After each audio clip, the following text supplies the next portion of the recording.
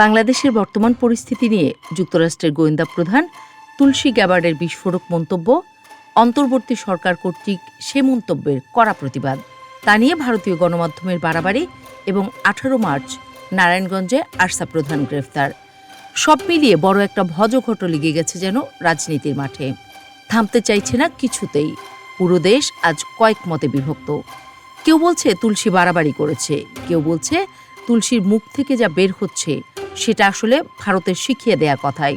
আবার কেউ বলছে বেশি কি বলেছে গোয়েন্দা প্রধান।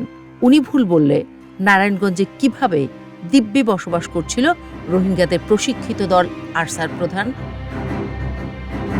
এইসব আলোচনার মধ্যেই বিশ্বের নামজাদা রাজনৈতিক বিশ্লেষক ও খ্যাতনামা লেখক মাইকেল রুবিন যেন বোমা ফাটালেন। 18 মার্চ লেখা একটি প্রবন্ধে তিনি বাংলাদেশ নিয়ে গভীর উদ্বেগ প্রকাশ করেছেন। আমেরিকান এন্টারপ্রাইজ ইনস্টিটিউটের সিনিয়র ফেলো এবং মধ্যপ্রাচ্য ও সন্ত্রাসবাদ বিষয়ে বিশেষজ্ঞ হিসেবে পরিচিত রুবিন ওয়াশিংটন এক্সামিনারে প্রকাশিত তার লেখায় প্রশ্ন তুলেছেন, বাংলাদেশ কি ইসলামী সন্ত্রাসীদের জন্য একটি নিরাপদ আশ্রয়স্থল এবং ইসলামপন্থী রাজনৈতিক কাঠামোতে পরিণত হচ্ছে?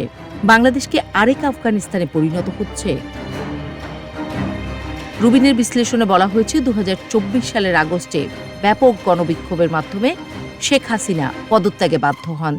তিনি উল্লেখ করেন, শেখ হাসিনার পতনের পর হেফাজতে ইসলামের মতো সংগঠনের সমর্থনে কেফায়েতি মজলিস, আল্লাহর দল এবং আহলে হাদিস আন্দোলন বাংলাদেশের মতো দলগুলো ইসলামিক আইনের প্রতিষ্ঠার লক্ষ্যে কাজ করছে, যারা খিলাফতে বিশ্বাস করে। তাছাড়া জিএমবি সহ বেশ কিছু দল বাংলাদেশ ও ভারতে আক্রমণ করার প্রস্তুতি নিচ্ছে। রুবিন সতর্ক করে বলেন, বাংলাদেশ এখন সেই পরিস্থিতির সম্মুখীন যা 2000 সালে আফগানিস্তানে ছিল। তিনি দাবি করেন, একটি ইসলামিক গোষ্ঠী নিউ ইয়র্ক ও ওয়াশিংটনে সন্ত্রাস ছড়াতে পেরেছিল কারণ মার্কিন প্রশাসন সেটা প্রতিরোধে ব্যর্থ হয়েছিল। তেমনি বাংলাদেশের বর্তমান পরিস্থিতির দিকে নজর না দিলে ভবিষ্যতে সন্ত্রাসবাদীদের জন্য একটি নতুন কেন্দ্র হয়ে উঠতে পারে। কেন বাংলাদেশ আফগানিস্তানের চেয়ে বিপজ্জনক অবস্থানে আছে সেটাও বাতলে দিয়েছেন রুবিন। তার মতে, বাংলাদেশ বিশ্বের অন্যতম ঘনবসতিপূর্ণ দেশ। এখানে সন্ত্রাসী কার্যকলাপ নির্মূল করা পাহাড়ি গুহার চেয়ে কঠিন হতে পারে। আফগানিস্তান স্থলবেষ্টিত দেশ হলেও বাংলাদেশের সমুদ্র পথে প্রবেশাধিকার রয়েছে এবং এটি বিশ্বের অন্যতম জনবহুল দেশ ভারতের সীমানায় অবস্থিত। বাংলাদেশে ভারত বিদ্বেষী মনোভাবকে কাজে লাগিয়ে তা আরও বড় আকার ধারণ করতে পারে।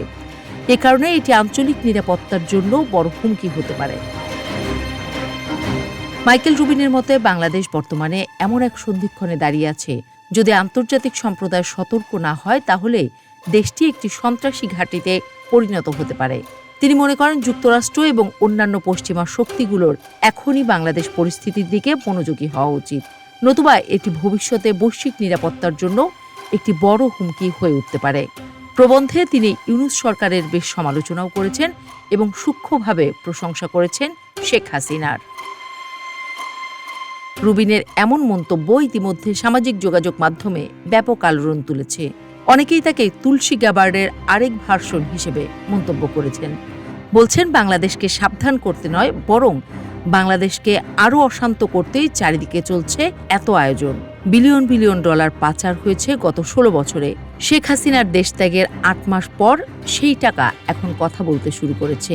সামনে এমন পরিস্থিতি আরও মোকাবেলা করতে হতে পারে বলে সরকারকে সতর্ক থাকারও আহ্বান জানিয়েছেন অনেকে।